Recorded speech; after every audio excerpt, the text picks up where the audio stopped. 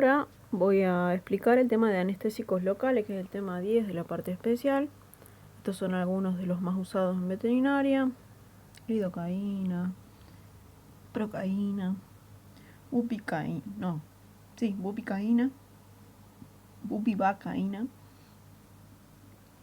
y ropivacaína. Bueno, en primer lugar voy a nombrar algunas definiciones importantes a tener en cuenta. Después voy a describir la estructura química de los anestésicos locales, la clasificación de los mismos. Después, los requisitos que hay que tener en cuenta para un anestésico ideal, o características que tendría un anestésico ideal. Después, su mecanismo de acción, las acciones farmacológicas, su farmacocinética y los efectos adversos y vías de administración. Esos serían todos los ítems a tener en cuenta que voy a explicar. Ahora, empezando con las definiciones, se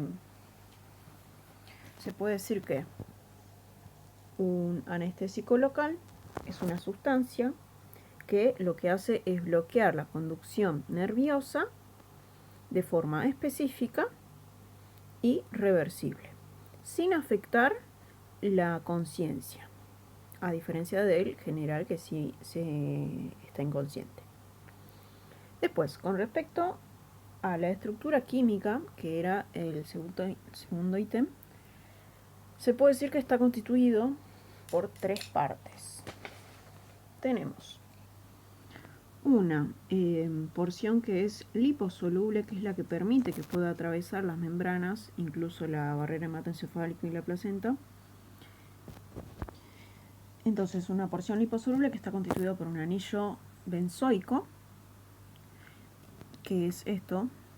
Después, una porción hidrosoluble o grupo hidrosoluble, que está constituido por un amino que puede estar ionizado o no ionizado, dependiendo del pH de donde esté, de donde se administre.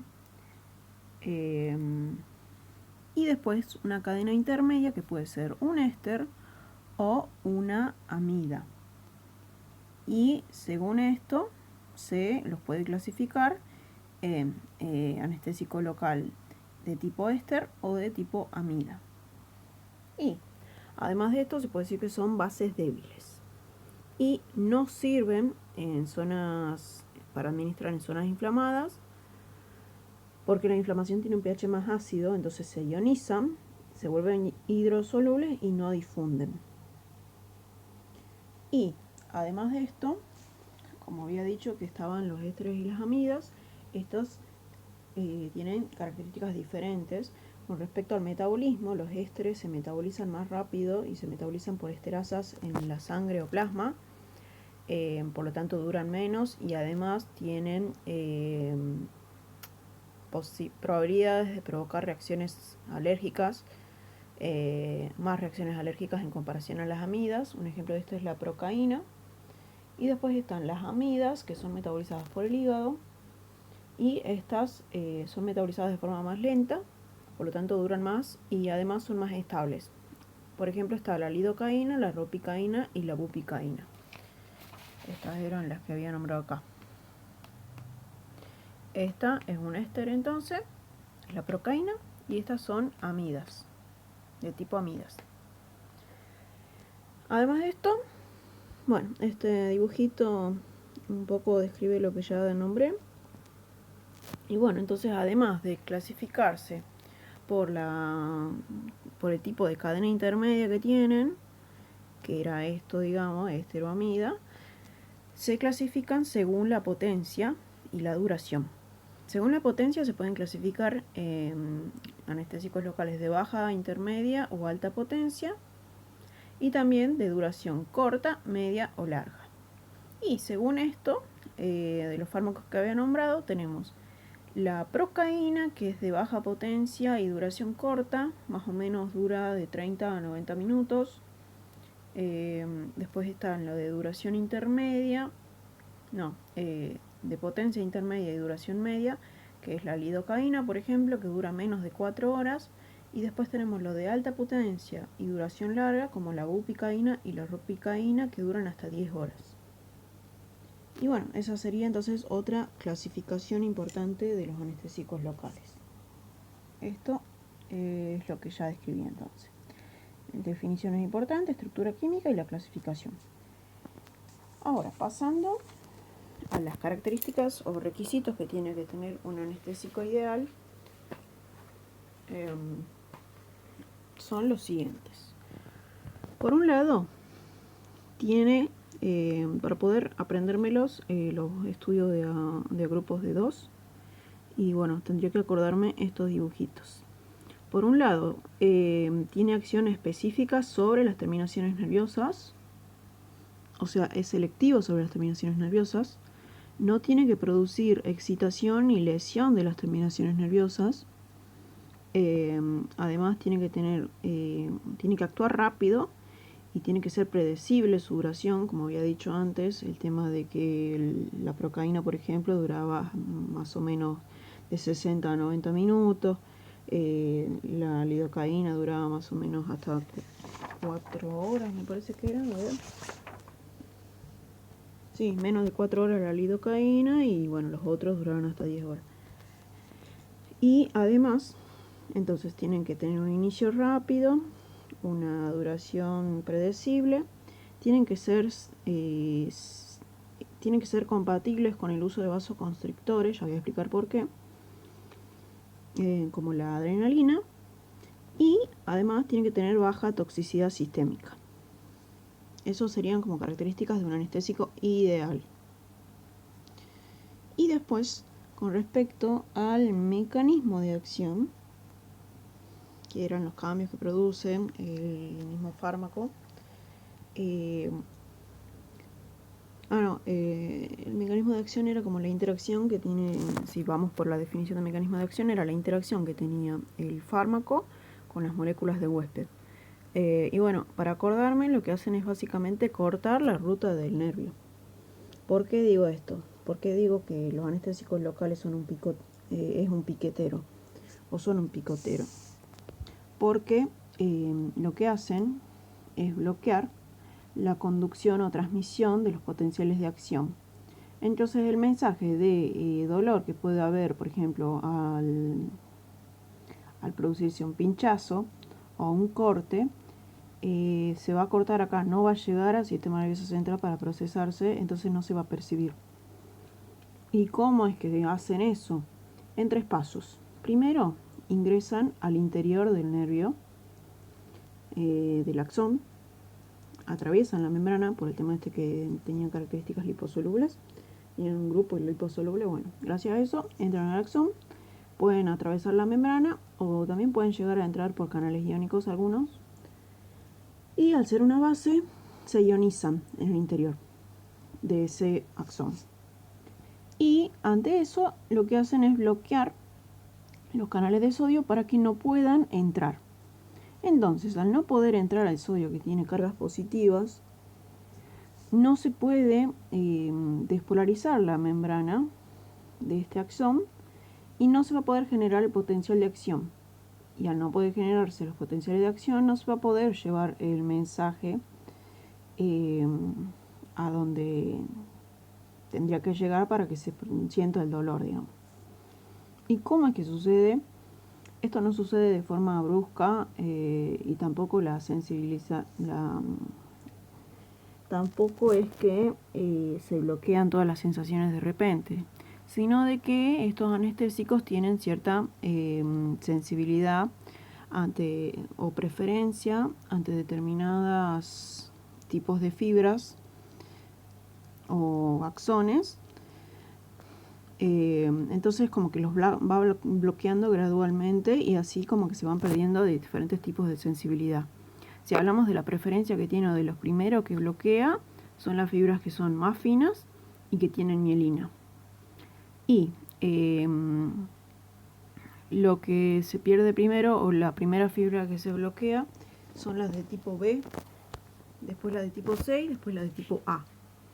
Las de tipo B son las que transmitían las funciones vegetativas y estas son fibras que son mielínicas, o sea que sí tienen mielina. Acá las puse para poder entenderlo o relacionarlo. De ahí, las segundas que se bloquean son las de tipo C, que son fibras que no tienen mielina, y también, bueno, el diámetro es este, 0,3 a 1,3 micrones. El de las B era de menos de 3 micrones. Y los mensajes o estímulos que detectaban o que transportan estas fibras son el del dolor, el de la temperatura y el tacto. Y bueno, después, a medida que voy aumentando la dosis de este anestésico local y va aumentando el tiempo, también se van bloqueando las fibras de tipo A, las cuales transportan mensajes de la tacto y presión y de función motora. Entonces, el orden en que se va perdiendo la sensibilidad es: primero se pierden las funciones vegetativas, después el dolor, la temperatura, el tacto, la presión y por último la función motora, que es como la función capacidad de moverse. Y bueno, esta es como la función. Entonces, al principio tiene un efecto, como una de las primeras cosas que se pierde es el dolor. Tiene un efecto analgésico primario. Después pierden la sensación de temperatura, después del tacto y la presión, y después se pasa a ser inmóvil.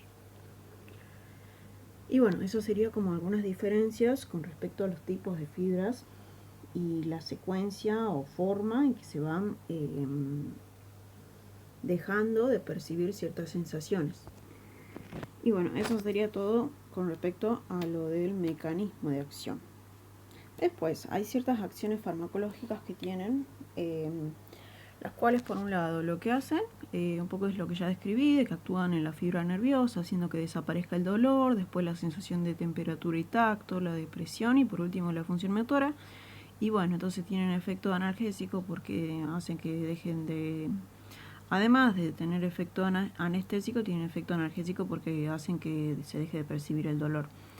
En el sistema nervioso central puede deprimir la conducción del sistema nervioso central, y si hay un error en la dosis o en la vía, lo que puede pasar es una excitación del sistema nervioso central. Y en el sistema cardiovascular se dice que son excitadores de membrana y sirven como antiarrítmicos. Se los usa a veces en cirugías con anestesia general como complemento y para evitar arritmias. Y tienen un efecto inotrópico y gonotrópico negativo, y a dosis alta o sobredosis pueden provocar vasodilatación e hipotensión arterial. Con respecto a la farmacocinética, estos tienen una diferencia con el resto de los fármacos y la diferencia es que en este caso el objetivo es que se absorban lentamente para que puedan ejercer su acción ahí, digamos. Entonces, cuanto más lento se absorban, mejor. Y por eso a la lidocaína, por ejemplo, se la combina con la adrenalina, porque la adrenalina es un vasoconstrictor local. Entonces, ¿qué es lo que hace? Si combino esos dos fármacos, o sea, un vasoconstrictor con un anestésico local, logro que el anestésico local dure más tiempo actuando sobre los nervios, digamos.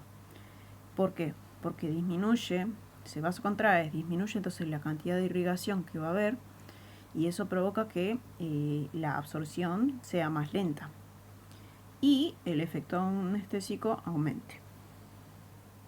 Además de eso,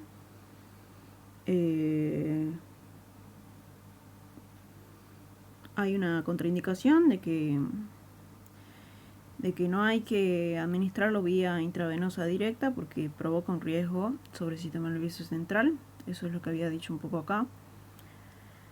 Y después, con respecto a la distribución, la realizan proteínas plasmáticas, sí pueden atravesar la barrera hematoencefálica y la placenta, y el metabolismo de los mismos depende del tipo de fármaco. Si son ésteres, son metabolizados en la sangre por estrasas de forma rápida, y si son amidas, se metabolizan en el hígado de forma más lenta. Y la excreción es a través de la orina. Después, efectos adversos que pueden provocar son, por un lado, en el sistema nervioso central, inhiben las vías inhibitorias. Entonces, por eso un poco está contraindicado por vía intravenosa, para que no llegue al sistema nervioso central, o eso es lo que entiendo, porque al inhibir esas vías inhibitorias se produce una excitación central que lleva a que el animal se agite, después pase a un estado de confusión, de temblores y de convulsiones. Y bueno, eso lo ideal es que no suceda. Y según entiendo, eso puede provocarse por una dosis alta o por una vía intravenosa, por ejemplo. Y después, sobre el sistema cardiovascular, provoca una disminución de la excitabilidad eléctrica, y bueno, por eso se lo usa como antiarrítmicos, aunque eso no sería una contraindicación, sino que sería una acción, como había descrito acá. Y además de eso, a dosis alta produce una vasodilatación y una hipotensión arterial profunda. Aunque tenga estas contraindicaciones o efectos sobre estos dos sistemas que son importantes, los anestésicos locales son bastante seguros, principalmente la lidocaína y la procaína, que se los usa mucho. Y bueno, eso. Siempre administrando en dosis correctas y en vías correctas, lo más probable es que salga todo bien. Y bueno, los ésteres también se puede decir de que pueden llegar a provocar algún efecto de hipersensibilidad o de alergias. Y bueno, ya describí entonces los efectos adversos. Y me quedarían las indicaciones terapéuticas y las vías de administración. Los anestésicos locales entonces se los usa como anestésicos justamente. Cuando quiera anestesiar, por ejemplo, determinada región, si quiero sacar un pequeño tumor de la piel o si quiero hacer una cirugía en un brazo, dependiendo del tipo de cirugía que quiera hacer, va a depender de un tipo de vía diferente. Y también se lo usa como analgésico durante la anestesia general y también para prevenir arritmias cardíacas. Y según dónde se lo administre y cómo se lo administre, o según nuestro objetivo, hay diferentes tipos de vías de administración. Tenemos por un lado esta que es la vía anestesia tópica, que es cuando se lo aplica directamente donde yo quiero que no tenga, donde yo quiero que tenga la región anestesia o efecto analgésico. Se lo aplica directamente, en ese caso, sobre las mucosas o la epidermis.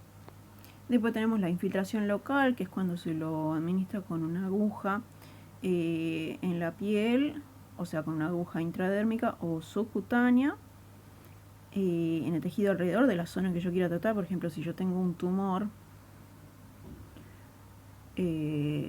voy a administrar el anestésico local alrededor para que yo pueda cortar ahí y hacer lo que tenga que hacer. Uno común es la lidocaína. Después también tenemos la anestesia. Si yo quiero, por ejemplo, hacer algo en un brazo, en una pata de un animal, y no quiero andar pinchando todo el brazo con pequeñas agujas, tenemos otro tipo de vía, que es el bloqueo periférico, que básicamente lo que se hace es administrar el anestésico local en zonas cercanas de donde está el nervio periférico que yo quiera bloquear. Entonces, por ejemplo, si yo bloqueo un nervio que esté acá cerca del origen o cerca del plexo, donde están todos los nervios que van para allá, me conviene hacer ahí un bloqueo periférico para poder tener toda esta zona anestesiada en vez de andar pinchando todo el brazo. Y bueno, eso. Entonces se coloca a través de una inyección el anestésico en zonas cercanas al nervio periférico que yo quiera bloquear. Después está el bloqueo paravertebral, que es la administración del medicamento donde emergen los nervios del foramen intervertebral, por acá. Y después tenemos paravertebral, es al lado de la columna vertebral, por eso. Y después tenemos la anestesia epidural, que esta la usan mucho en embarazadas, y consiste en inyectar el anestésico en el espacio epidural. El lugar exacto depende de la especie. Tenemos, por ejemplo, en el espacio lumbosacro, o puede ser en el coccigio, depende de la especie. Entonces, anestesia epidural. Y después está la otra, que es la subaracnoidea o anestesia espinal, donde se lo coloca directamente en el líquido cefalorraquídeo y se produce un bloqueo más rápido y profundo del segmento locorregional. Y por último tenemos otra forma de anestesiar, que está, en este caso sí es de forma intravenosa, pero siempre tiene que ser con un torniquete previo para que no suba el anestésico y no termine provocando efectos sobre el sistema nervioso central y el sistema cardiovascular. Se lo coloca entonces de forma intravenosa y de ahí se difunde hacia los nervios que están en esas zonas. Esto se llama técnica de Bier. Es la excepción, digamos, por el tipo de vía, que es intravenosa. Y bueno, esto ya lo dije, esto también. Entonces se lo administra en las venas y eso difunde hacia las fibras nerviosas que tengo con el torniquete. Por último, algunas ventajas que tienen los anestésicos locales, de que evito los riesgos de la anestesia general. En grandes animales, por ejemplo, evito que se fracture en un caballo al momento de voltearlo. Y los inconvenientes de que solamente se lo usa para cirugías menores. Y si un animal es indócil, puede no ser útil en ese caso. Y tampoco se lo puede usar en tejidos inflamados por el tema del pH que había nombré antes. Después, algunos particulares que se usan, por ejemplo, la procaína se encuentra en forma de sales, por eso se llama clorhidrato de procaína. Este es un éster. No sirve para las mucosas, no irrita, tiene baja toxicidad. Generalmente se lo asocia con vasoconstrictores y no se usa adrenalina en el caso de querer hacer una cirugía de oreja o de cola o de dedo, porque puede provocarse necrosis por la vasoconstricción que provoca. Entonces eso es importante tenerlo en cuenta. Después tenemos el clorhidrato de lidocaína, que es el más usado en veterinaria. Puede usarse en forma de gel, de spray o de solución acuosa. Después tenemos la bupicaína, la cual se usa en bloqueos nerviosos o anestesias epidurales y dura hasta 8 horas. Y después está la bupicaína, no la encuentro. De esta no tengo ninguna descripción. Y bueno, después tenemos otras como la mepicaína, la cual es parecida a la lidocaína y dura hasta 3 horas. Se usa en bloqueos nerviosos. La prilocaína, que es parecida a la lidocaína. Después hay otros que son usados de forma tópica para oftalmología, como el venoxinate y la proparacaína. El venoxinate, es un éster y tiene propiedades antibacterianas y antifúngicas. Y la proparacaína es un éster y es menos irritante y causa menos daño en la córnea. Por último están los anestésicos usados en piel y mucosas, que son la besocaína y el butanveno, que se usan en mucosas, heridas, zonas de piel con eczema o prurito, y pueden usarse en polvo, gel o pomadas. Y bueno, eso sería todo con respecto a los anestésicos locales. Acá voy a mostrar un pantallazo más o menos de cuestiones que ya describí. Bueno, ya nombré unas definiciones, la estructura química, las clasificaciones, el mecanismo de acción, los diferentes niveles de sensibilidad, los tipos de fibra y todas las funciones que tienen cada una de esas fibras según la mineralización y el diámetro que tienen, el orden en que se bloquean. Después, no sé, métodos de administración comunes. Esto del uso en conjunto con los vasoconstrictores, que también es importante. y la toxicidad o riesgo que tienen y las características del anestésico ideal.